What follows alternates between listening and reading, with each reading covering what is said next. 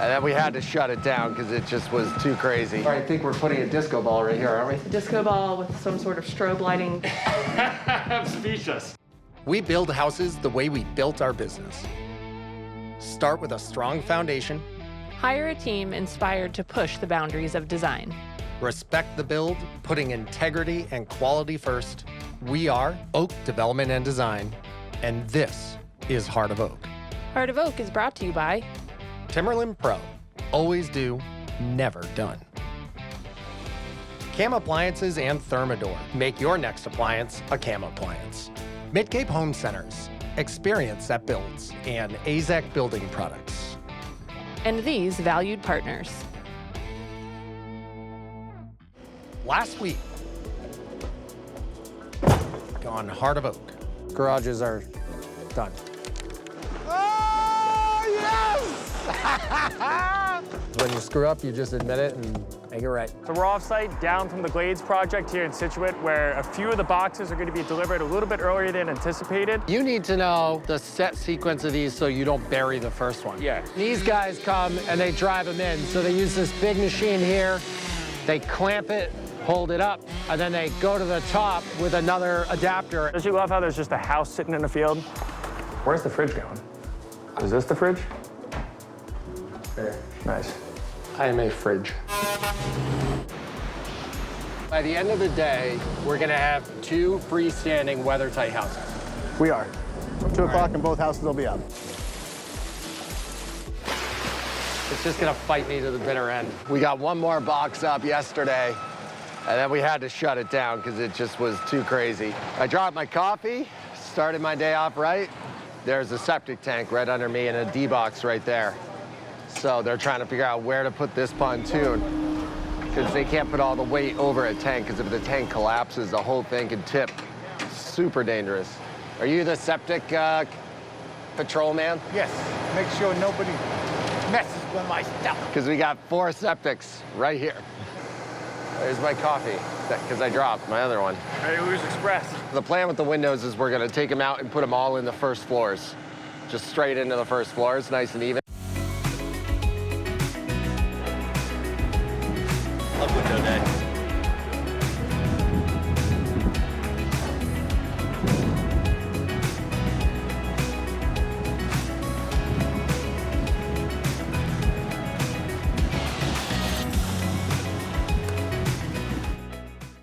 Our goal is to get all the windows set in every pocket where they go, or at least inside where they go. That way next week we can just run at it hard and get all the windows in. We don't have to organize them. Hey, you can look at that till you're blue in the face. Just put windows where they go and whatever's left over, we'll figure out. I got confused. I put all these houses, they look the same. The windows that are in 83's 3rd floor should be in 85's 3rd floor. That's why we're confused. Total screw up on my part. Tom, you know what our problem was? All the windows we loaded into that 3rd box went into the wrong box. That's why I'm confused.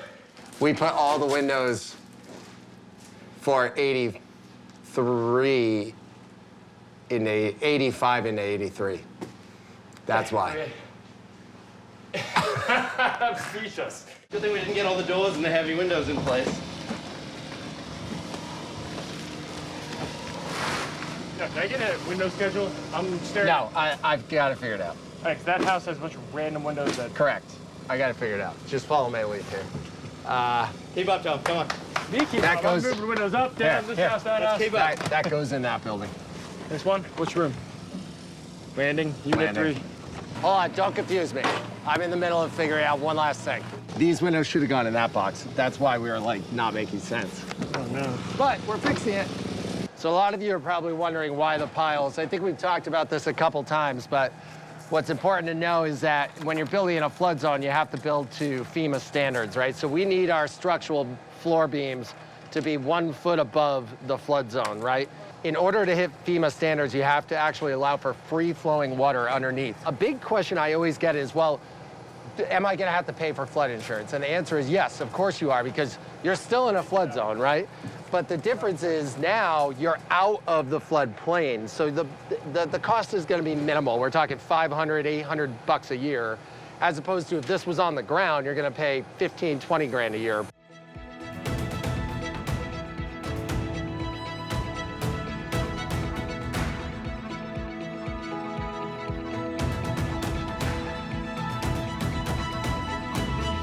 Now that the boxes are here in place, the first two of them, before we put the third story on, we're going to strap them in between each story. That's done with a series of metal bands from the studs on the wall on the first floor to the studs on the wall on the second floor. That's done to give us stability when you get wind. That keeps everything nice and safe. It's actually what gives it its high wind zone rating, one of the factors. All right, box number 5 going in right now. This one goes on and then immediately following the next one. It's pretty high. Looks pretty awesome.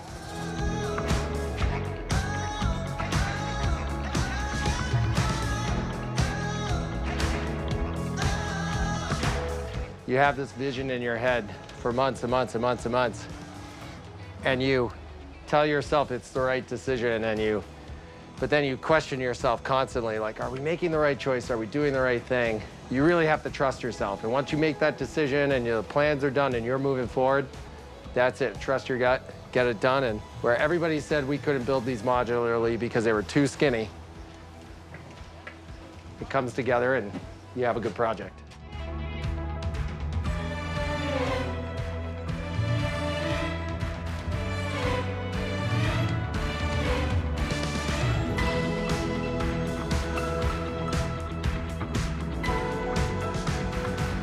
All right, final box is up. They're tying everything together now. They're gonna get the crane out of here. That was a long 2 days. And to think we're only half done. We still got a whole building to put up, 6 more boxes, but that's in 3 weeks. So next week, we're gonna get the windows in, we're gonna get the siding going, start to get the inside wrapped up. 2 months, we'll be out of here.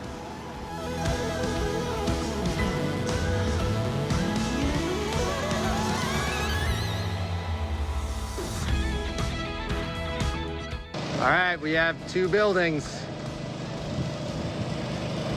We did it. We did it. Thank God. Look at this view from the roof deck. Unbelievable. Look at that. Here's your views, people. 83 still available. Come and buy it. This place is awesome. So we're gonna have, an area for drum sets up top, and this is the dance floor. I think we're putting a disco ball right here, aren't we? Well, we're at our Baker Hill project. Basically, what we're doing here is finishing a enormous basement. Enormous, 14-foot ceilings, Yeah. 1,600-foot basement. So this client's awesome. He brought us in the first day, and he had a stage that he built on his own. And the stage had a drum kit and guitars Everything, and the amps, and Jamming out he and I were jamming out. I was playing the drums. while me and Jared were working. They were trying to work and have a meeting, and we were making our racket. Anyway, this guy Jim is awesome, and he's been great to let us kind of run with this idea. So he wanted this basement to just be like the sickest basement Yeah. on the planet. Let's check it out. Yeah, sounds good.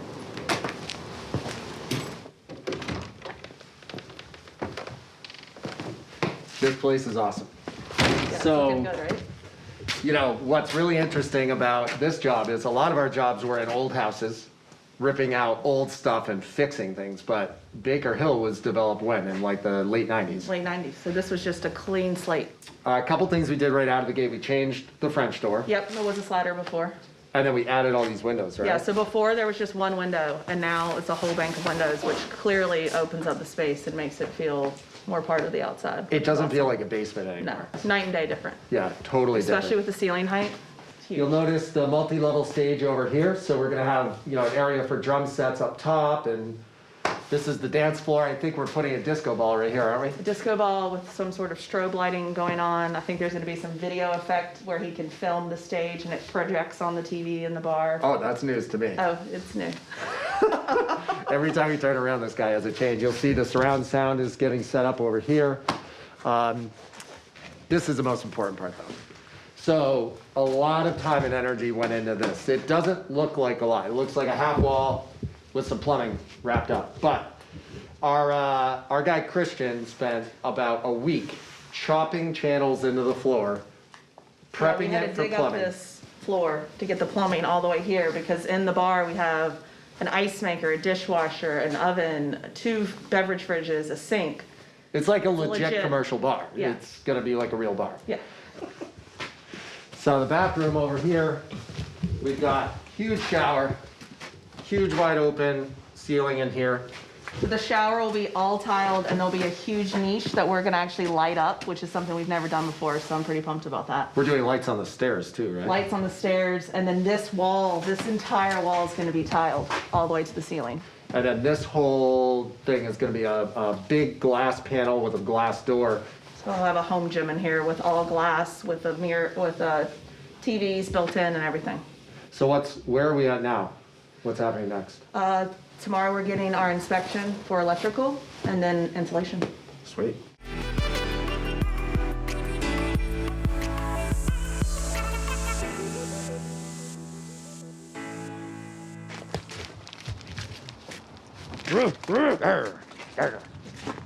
This garage is filling up.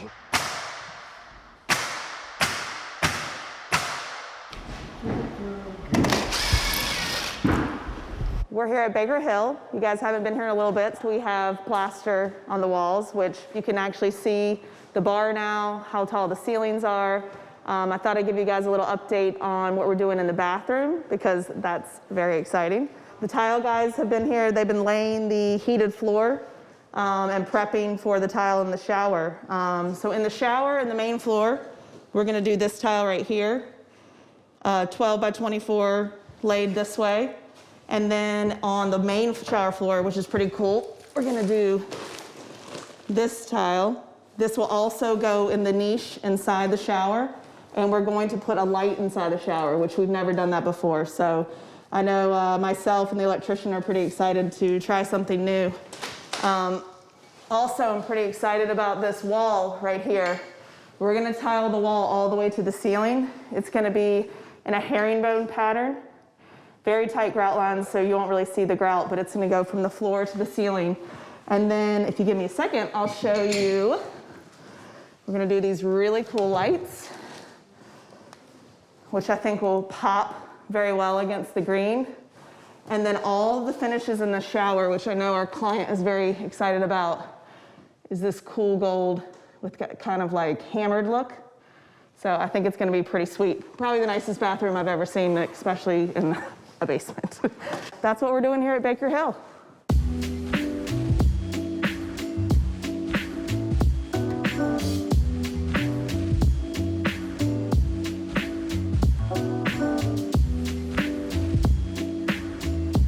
So we are here at Stonewood today. We brought the design team. We're gonna check it out.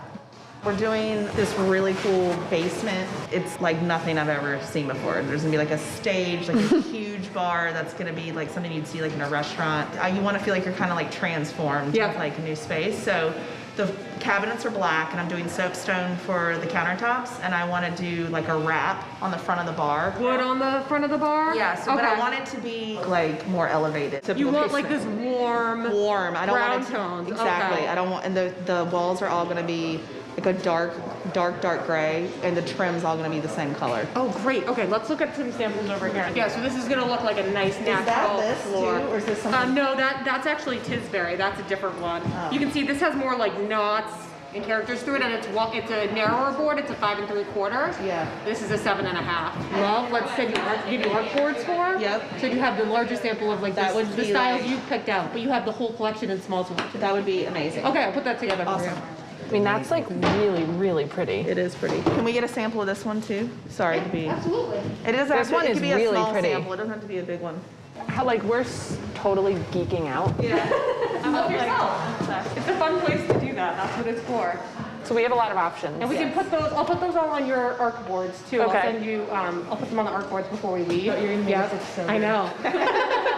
Do we need to bring these back to you? No, keep them in the showroom. Okay, Keep them in the design awesome. center. We're gonna Okay. get our own design office. Yeah. Yeah, put them in the trailer, whatever. Okay, thank you so much. It was really good to see you. Good to see you guys. Let's go over and check in on Baker Hill. I know we're closing in on the finish line there. Even though it looks like we have a lot to do, I would say another week and this place is gonna be in pretty good shape. Check out the Half in the Tool Bag podcast. If you make a mistake, own it and come up with a solution. Talking business while getting half in the tool bag. I'm challenging your norm. Let's, spin it up a little. New episodes every week on your favorite podcast platform. Let's go over and check in on Baker Hill. I know we're closing in on the finish line there. Steve was putting the cabinets up and wrapping the cabinets yesterday. Tile should be mostly done. A lot of things have happened since we were here last. The floors here went down. You can keep working. We're doing an engineered, sandable white oak. Now the reason we're doing engineered is because we're gluing it right down to the actual concrete. And we use a special glue that acts as a vapor barrier as well. So what's cool about this is it goes right down on the concrete. You don't have to put sleepers or any of that stuff. Lots of cool stuff happening here. So this got done yesterday, so I know I'm not in trouble. Under here, there's actually a little strip light going in so we can turn it on and off.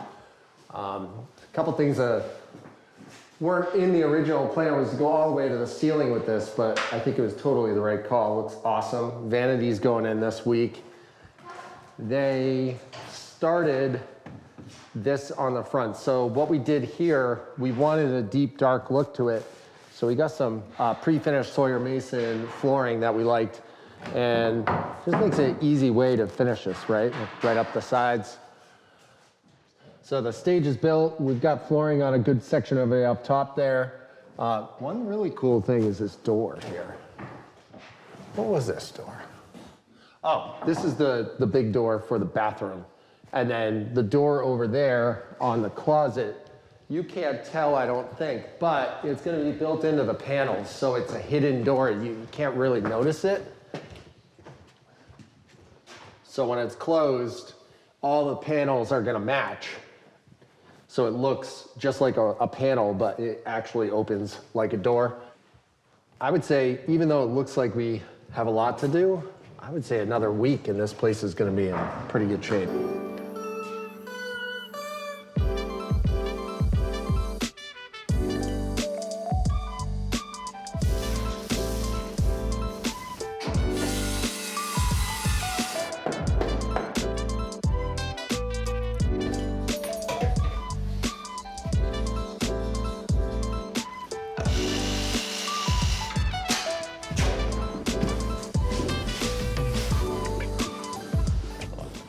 But I see conveniently I'm the only one carrying something.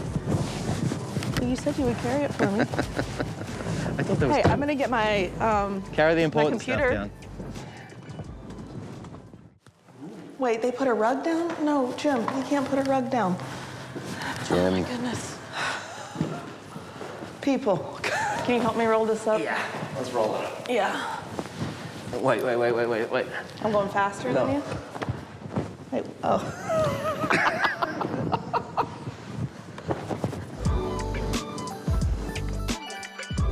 There's a lot of little holes. Picture of the vanity. This bar is something, huh? Yeah, it's really coming together. We've waited to do a lot of the final details. So Andrea, can I just stop you? I'm glad Yeah. I'm doing this segment with you because already, if I was doing this with PJ or Lizzie, I would have had about 3 height jokes thrown at me. 3 what? Height jokes, because I mean... Oh. Well, so unfortunately it's not really working. Hey guys, give me a minute in here, okay?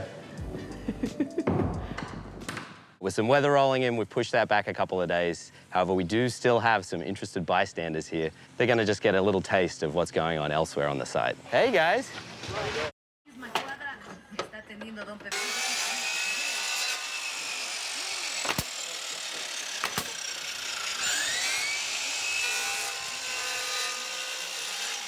Today was supposed to be set day for our GLADES project, but with some weather rolling in, we've pushed that back a couple of days. However, we do still have some interested bystanders here. They're gonna just get a little taste of what's going on elsewhere on the site.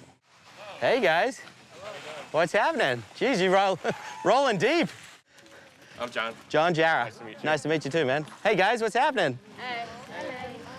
So can we just dump our bikes in? Yeah, you guys actually, probably just come on through here. We can lay them all out. I love that everyone showed up on bikes. That's good. I mean, if you're going to show up in style. I hear you guys have been following along with the show. Yeah. And with all the building going on here too, huh? Yeah. So, John, you want to tell us a little bit about the program and what the kids are doing actually all together here? Yeah, so this camp kind of spawned out of COVID. So, like, we usually run camps in public schools, and last year we couldn't. And a couple of the parents asked if we'd just host a camp out of their house. And it turned into doing woodworking, and so we do a little bit of computer science stuff and video game stuff that we do. What's interesting is all the kids that are here are, they're all friends and family or prior students.